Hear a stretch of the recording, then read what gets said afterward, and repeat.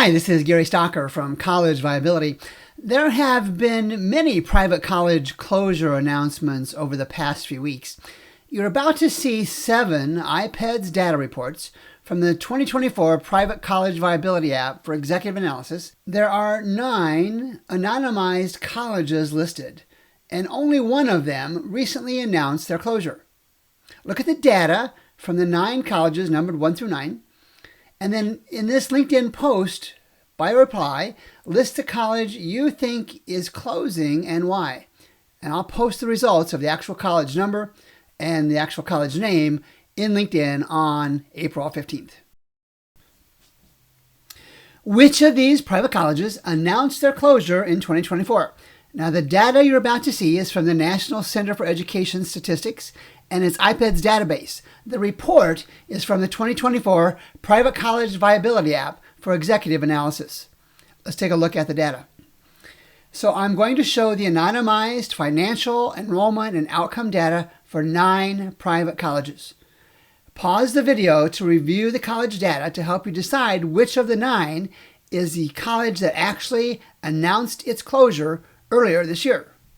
Only one of the 9 colleges on the list closed so far. Can you tell which one by looking at the data? So here's the format, and you can see this one is FTE enrollment. You can see in the upper left-hand corner, you can see these are the anonymized colleges. Only one of them is a college that actually announced its closure. And you can see the enrollment for the years 2015 through 2022. You can see the 8-year change, and you can see the percent change. This is for FTE enrollment. And as we click through the slides, you can see this is the graduation rate. I use the same set of 9 colleges for each of the reports. So the order is always the same for each slide. This one is admissions yield. And again, you can see the data from 2015 through 2022, the 8-year change, the percent change. And again, all of this is available through some of the versions of the college viability reports. There are both public and private versions. There's executive analysis versions for each. And there's also versions for faculty and staff with just a few reports, like 9.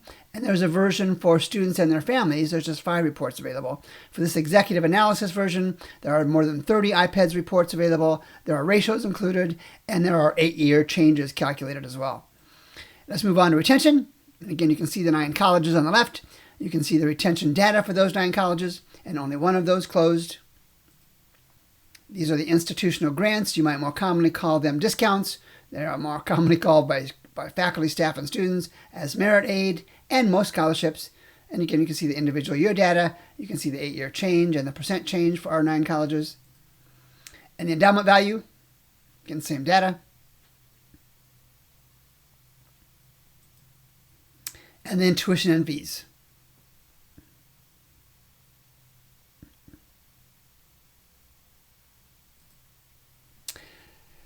So the interesting part of this is one of the 9 colleges has already announced its closure. But if you go back and look at the data, and maybe you saw it on the first pass through, a lot of the data points are very similar for all 9 of the colleges. And how many of those private colleges on that anonymized list may yet close because their data is very similar to just the one that's already announced its closures?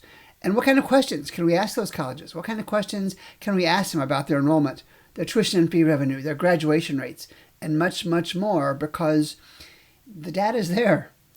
The data is there to let you know what colleges are headed toward a crisis, and you'll see that in the report below.